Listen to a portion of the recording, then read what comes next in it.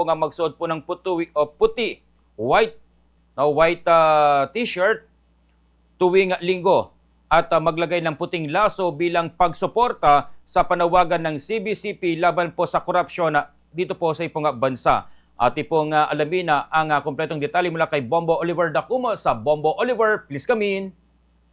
Nakikiisa ang St. John the Evangelist Cathedral dito sa lungsod ng Dagupan sa panawagan ng Catholic Bishop Conference of the Philippines o CBCP sa mga mananampalataya na magsuot ng puti tuwing linggo at maglagay ng puting laso bilang simbolo ng paglaban sa korupsyon at pakikiisa sa panalangin para sa mga nasalanta ng sakuna. Ayon kay Father Manuel S. Bravo Jr., ang parish priest ng simbahan na buong suporta ang kanilang simbahan sa nasabing utos upang labanan ng korupsyon sa bansa. Bilang patunay na natiling may puting laso na nakalagay sa paligid ng kanilang simbahan. Anya, nalayunin nito na matigil o mahinto na ang ganitong gawain dahil gusto ng simbahan ang pagkakaroon ng malinis na pamahala ng mga namamahala sa gobyerno. Dagdag pa niya na ang puti ay simbolo ng kalinisan at kadalisayan o purity. Gayon din ng taimtim na panalangin para sa mga naapektuhan ng kalamidad gaya ng lindol upang makabangon muli sila at maibsan ang sakit na dulot ng pangyayaring naranasan ng mga pamilya ng mga nasawi sa sakuna. Magandang umaga o magandang araw sa inyong lahat. Alam naman natin ang kahulugan ng kulay na puti. No? Ito ay, it symbolizes purity. It symbolizes cleanliness. At yan ang unang dahilan bakit in-encourage tayo ng CBCP na magsuot ng puti every Sunday, mula October hanggang November para ipakita natin yung kagustuhan natin ng kalinisan ng puso at kalinisan lalong-lalo na sa pamamahala ng ating mga namamahala, no?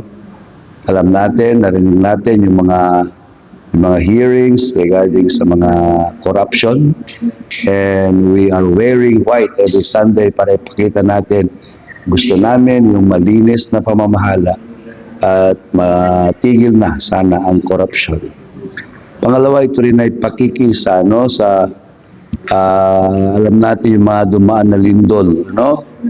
Ang pagsuot natin ng puti ay tanda ng ating lubos na panalangin na sana ay God will deliver us from all these evils, that na sana yung mga nabiktima ng lindol ay matulungan natin at makabangon naman sila kaagad.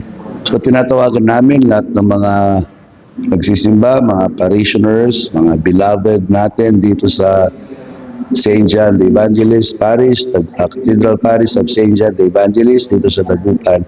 So every Sunday, I encourage you to wear white sa lahat sa mga misa na aatendihan nyo. And sama-sama tayo na mananalangin para sa kalinisan sa pamamahala at para sa pagligtas sa atin sa mga sakuna.